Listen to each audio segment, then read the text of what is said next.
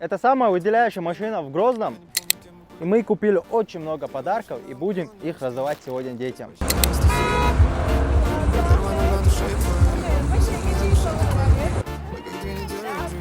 Что мы потеряли все, что было.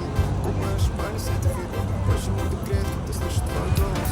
Твой голос, он ты подарок меня научил. Девочка, космос. Так, Анёл. Подарок, Илья. Да. Давай. Dur da hadi. Давай, давай. Kolunu avuklu. Давай.